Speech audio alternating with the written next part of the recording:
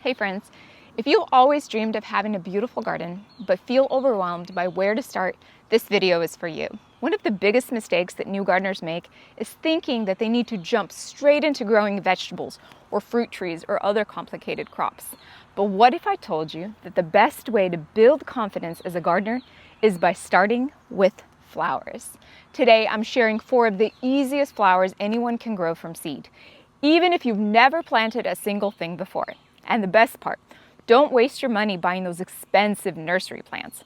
A simple packet of seeds can give you dozens, sometimes hundreds of flowers for a fraction of the cost. Let's talk about my favorite beginner-friendly flowers, starting with zinnias. I know you hear that everywhere, but zinnias are one of the easiest flowers you will ever grow. They germinate quickly, they grow fast, they love the heat, and they bloom continuously throughout the season. They are also incredibly forgiving if you are still learning. And then the more you cut them for bouquets, the more flowers they produce. Zinnias are vibrant, long-lasting flowers known for their bold colors and perfectly formed blooms. They're available in nearly every color except true blue, my favorite color. They range from small button-like flowers to large dahlia-style blossoms. Plus, at the end of the season, collecting seeds is incredibly easy. Just let a few blooms dry on the plant, pull apart the flower head, and you'll have plenty of seeds for next year. And I'll show you exactly how that's done. Flower number 2 is cosmos. They're another beginner gardener's dream. Cosmos produce delicate daisy-like flowers that float above feathery fern-like foliage on tall yet slender stems. Their blossoms come in shades of white, pink, rose, magenta, and orange and yellow as well. The flowers sway gracefully in the breeze, giving this garden a soft, whimsical, and cottage-like feel. They are drought tolerant, they grow quickly and thrive in average soil. Their delicate flowers sway beautifully and attract many pollinators like bees and butterflies. Cosmos are also wonderful self-seeders in the garden. They'll drop seeds naturally and surprise you with new plants the following year. And just like zinnias, their seeds are super easy to collect. Number 3, blanket flowers. Blanket flowers are striking native wildflowers with daisy-like blooms in fiery shades of red, orange, gold, and yellow. Many varieties feature petals that appear hand-painted with sunset colors. Their blooms last long, they are drought-resistant, and they thrive in poor soil, which stands out as the best low-maintenance plant. Pollinators love them, and they add a gorgeous array of colors to your garden. Many blanket flowers will self-seed as well and come back year after year in that same flower bed. Last one is the calendula. Calendula is often called pot marigold or gardener's sunshine flower. It produces cheerful golden yellow and deep orange flowers that resemble miniature sunbursts. Petals are edible, and many gardeners use calendula petals in herbal preparations, salves, and even teas. Their blooms are open to the sun, and they bring warmth and charm to all your gardens, including your vegetable garden. Calendula grows easily from seed and often reseeds itself very generously, providing new plants season after season and year after year. Their seeds are large and very easy to handle, making them the perfect beginner gardener's plant. So you're probably asking yourself, why start with flowers? Flowers teach you the basic skills every gardener needs. They teach you about planting seeds, watering correctly, watching for germination, understanding sunlight, learning patience, and collecting seeds. And there's something incredibly encouraging about walking outside and seeing beautiful blooms that you grew yourself. Before long, you'll be cutting fresh bouquets for your own kitchen garden, gifting flowers to friends, and realizing, hey, maybe I can grow herbs too. Then maybe next season, you'll add basil, and then parsley, maybe even tomatoes. And before you know it, you're growing vegetables, herbs, and even fruit because you gained confidence through flowers. Every successful gardener started somewhere. You don't need a greenhouse. You don't need fancy equipment. You don't need a huge budget either. All you need is a small patch of soil, a little packet of seeds, and the willingness to try. So if you've been waiting for the perfect time to start gardening, consider this your sign. Plant some zinnias, cosmos, blanket flowers, and calendula this season. You'll be amazed at how much joy a few tiny seeds can bring. And let me show you exactly how easy it is to collect seeds from these flowers so you can grow more and more every year without spending any extra money. Let's start with cosmos. Okay, so this is a patch of our yellow cosmos. You see on this particular plant we have different aspects of bloom. So we have ones that are just tiny little buds that have yet to bloom. We have ones that are beginning to expand. We have them in full bloom and their full, beautiful, delicate glory. And then we have, after it comes from that, they start to dry out and they look like this little spiked porcupine. And this is actually the exposed seed. And cosmos seeds are one of the easiest to collect. So if you look here, you're going to see each of these dark brown colored seeds. You see how easy that is? So each flower head from one plant is going to deliver approximately 10 or 12 seeds. I have them flying everywhere, even on my pants. So let's collect a few, and I'll show you how easy it is. We're going to dump them here in this little bucket.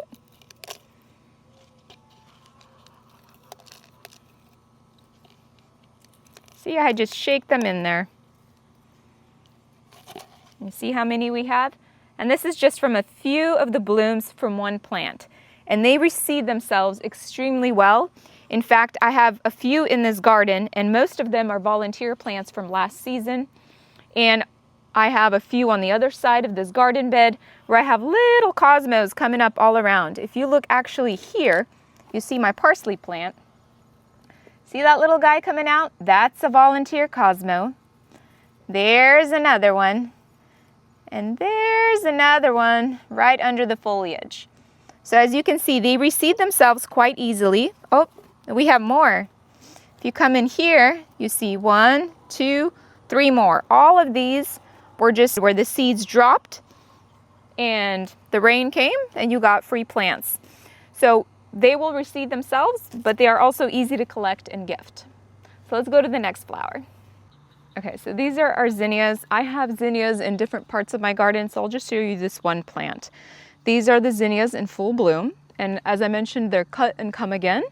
If you cut them, they will grow more, but the best area or place to cut them, I'll show you. So if you see this long stem here, you start going down, and then you see where you have 2 little leaves separating there. You cut right there between them, and this will help produce 2 more. And if you continue to cut in those locations, it'll create a fuller, more vibrant plant, and it will bloom more and more. So you can put this in the water, wait for it to dry, and then cut off the head, and the seeds are inside, and I'll show you exactly where they're located. But you want the flower bloom to be dry before you collect the seeds. If you look at this particular bloom, this one is starting to dry out. So one option you have is to wait for it to dry out on the plant and then cut off the head. Or you could cut it off, dry it at home. It takes a couple of weeks, up to a month. You could put it in a paper bag and then collect the seeds. If you wait until this head is fully dry, I cut this off of a different plant, it will look like this right on there. And to collect the seed, you simply pull at the petals once it's dry. And if you look at this right here, you see that? That's the petal, and that little part, if you separate it, that's the seed. You separate it, and that seed is that oval shape right there. So as you can see also, each of these have quite a few petals. So one flower head would give you 10 to 12 seeds. And I collected a ton of these and I broadcasted them under one of my trees that I love to cut the flowers for my kitchen table at. And they just flourished in a plethora of colors, and it looks wonderful as I look out of my window. So that's as easy as that. So again, we just pull the petals. If you look down here, you're going to pull the petals, and then those are what the seed looks like. This is our blanket flower. Now I have this flower plant located in different areas around my garden, but I chose this specific plant because it has the different stages of bloom and I wanted you to be able to see them. So when they start to bloom, the blanket flowers look like this, where you have those petals kind of covering the inside and it looks like it's about to emerge. Then they get a little larger and you'll see it start to form a flower. At full maturity, you see these beautiful, vibrant orange and red colors, and then you see that wonderful soft center that the bees love so much. But as it stands, it'll begin to dry out, and if it dries out, it starts to look kind of like a dandelion, but not quite. So the next stage is where you have that center exposed, starts to get a little fuzz on there, but this is a little too early. You want this whole round shaped sphere to dry out, and once it's dry, it looks like this. So you see the difference there? This is ready to charge and get seeds from. I'm going to cut off a head, but these reseed with the wind. And what happens is, let me collect a couple of these and I'll show you.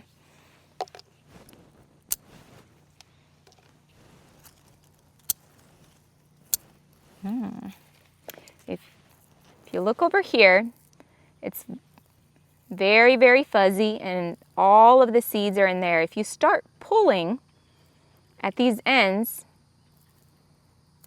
this one's pretty tightly in there, you start finding those wonderful seeds. And if you look at that, you see how the wind carries them because they look like little parachutes. Each of those produces a new blanket flower plant. Let's see how many we can make from one little flower. The last flower here is the Calendula. Now this particular plant doesn't have all the aspects of bloom. I'll show you inserted an image of what the Calendula looks like in beautiful full bloom. But it does have the other stages. If you look over here, this is how it starts and it's fully enclosed. It begins to open and then it blooms in its beautiful vibrant colors. After that it starts to fade in luster and you'll see how the petals start kind of spiking up and drying out, and then they dry some more, but this is not quite ready for you to pick seeds from. What happens is nature then takes the petals, it encloses those seeds to protect them, and we wait for it to dry. And when it dries, you have a seed head that looks like this. You see how it's enclosed, everything is fully dry. That is where you're going to find the seeds. You're also going to find a little worm. So let's cut that one off and I'll show you what those seeds look like. So if you start to open it up, and shake it out, let me see.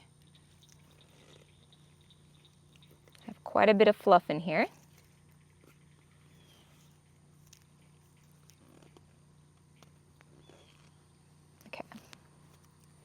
That one is not a very good one. I picked one more. Let's see. Okay. Okay, this one has seeds. So if you pick apart the top of the plant and all the excess, you are looking for these little squigglies that either look like crescent moons, some people say they look like little shrimp. But it's a very interesting seed and it's very large, so it's very easy to decipher from the rest of the mess in that bloom. And these are what you are going to plant. And the larger the seed, the easier it is to grow the plant. So this is a great beginner-friendly, healthy plant. I'm going to put those in and I'll see if we could collect a few more deadheads to be able to redeem seeds from them. As a bonus, I have my French marigold here. And I didn't talk about this flower, but marigolds are easy to grow. Same with any other flower. If you look at the flower heads, if you find one that's dry, like this one, your seeds are going to be inside. So if you take off all of these petals and discard them, and you pull up that top, look at that. You see each of those black and white little spikes? Each of those is a seed, and we're probably looking at about 25 seeds from one little flower head. Nature really does love to abundantly multiply itself. Imagine all the beauty I'm going to have next year just from that one little flower. If you've enjoyed this video, be sure to subscribe for more gardening tips, homesteading inspiration, animal adventures, and practical ways to grow a healthier, more sufficient life. Hey, what are you waiting for? Go get those seeds, and I'll see you in the garden.